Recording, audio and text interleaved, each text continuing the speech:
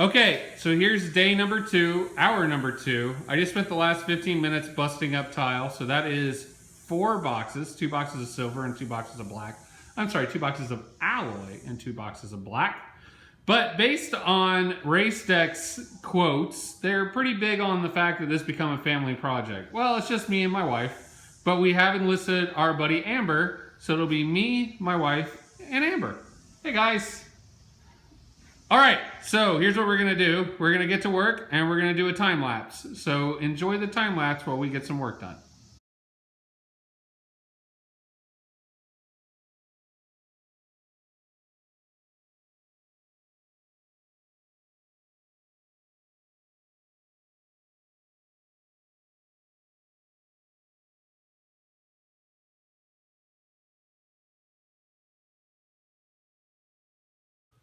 So 2 hours in, and this is where we're at.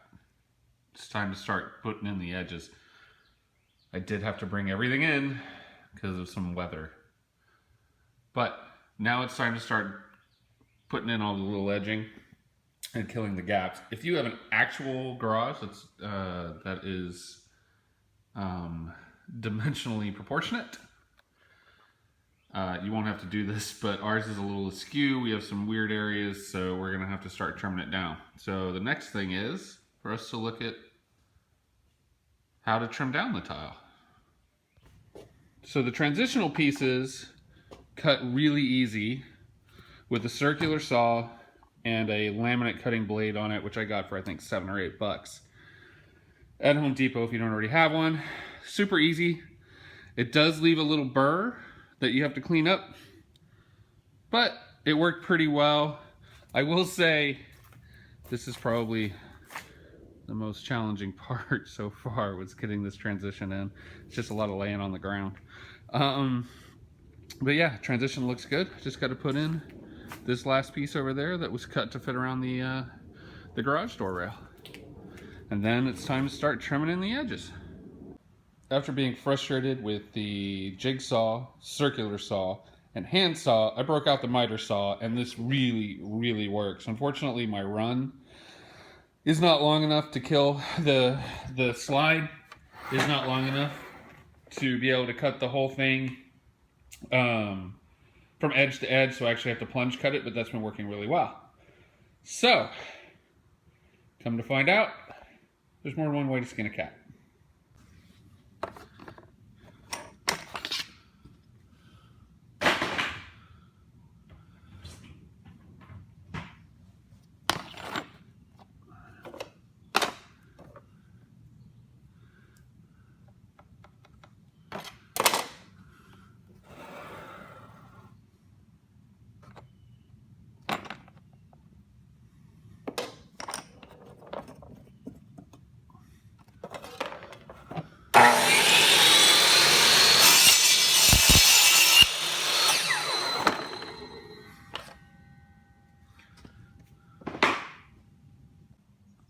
Now, if you're wondering what kind of blade I'm using in the miter saw, it's a 40 carbide teeth general purpose blade.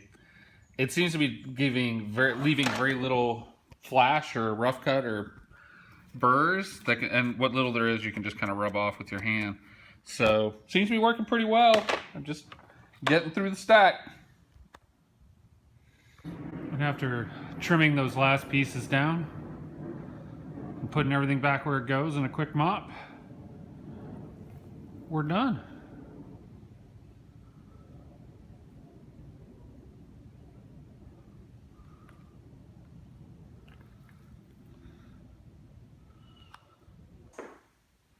Okay, so a little over 4 hours installation time.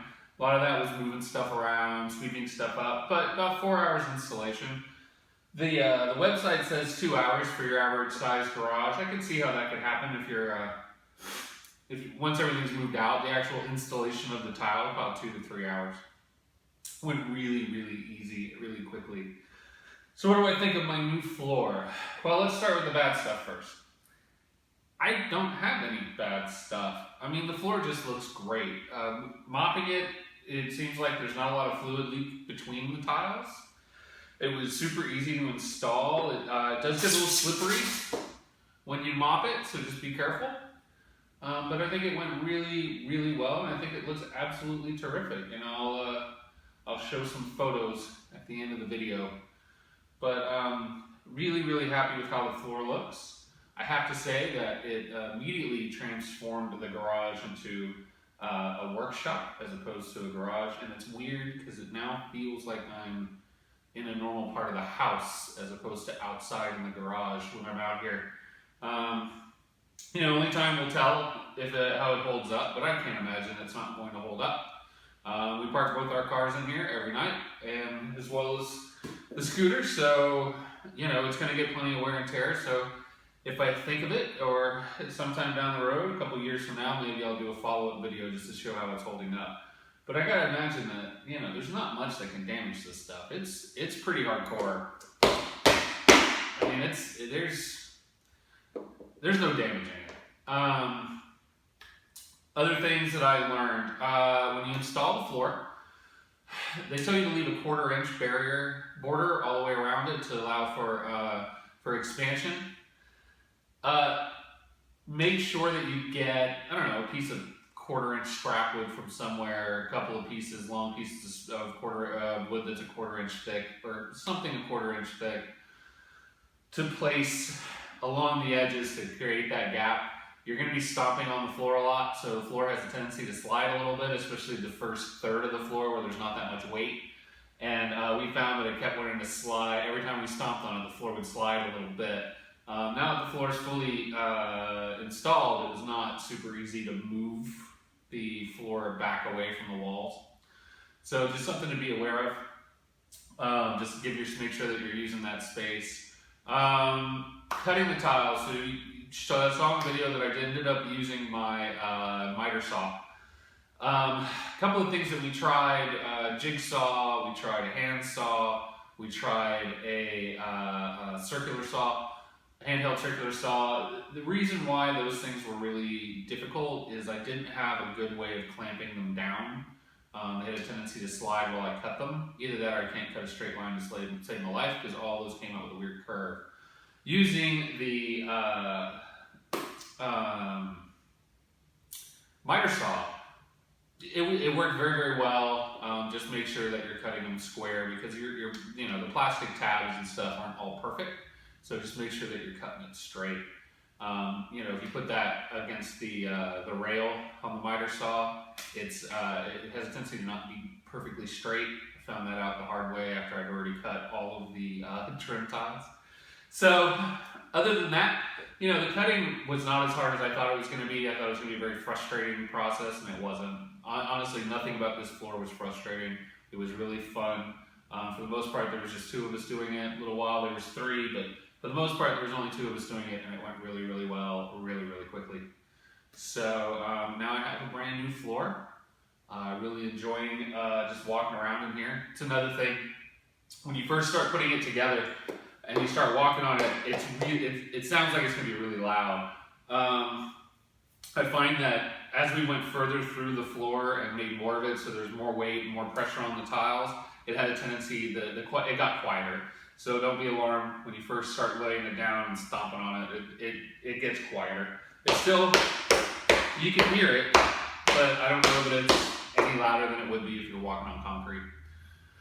So that is it. It was a really, really great project. It was an immediate facelift to the garage. It's something I've been wanting to do for a long time. So if you're thinking about getting this floor, you know, or purchasing the RaceDeck brand, I gotta tell you, it worked out really, really well.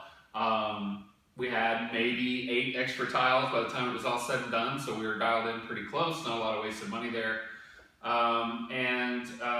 The sales experience was great. The people I talked to over there and buying the product was great.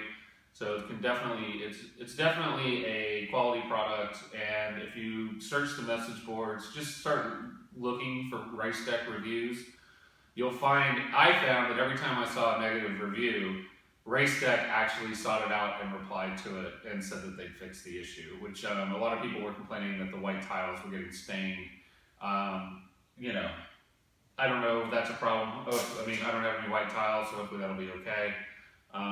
But they also said that if they stain, they'll replace them. So that's pretty good. So yeah. So thanks for watching. Hope this answered some questions beyond what the website answers. And if you have any questions, leave them in the comments below.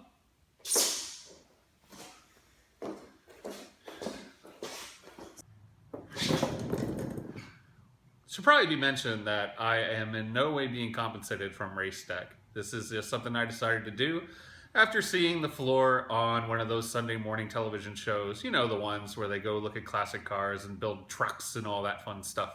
However, if anyone from RaceDeck is watching, I am available, I am for sale, and I do come cheap.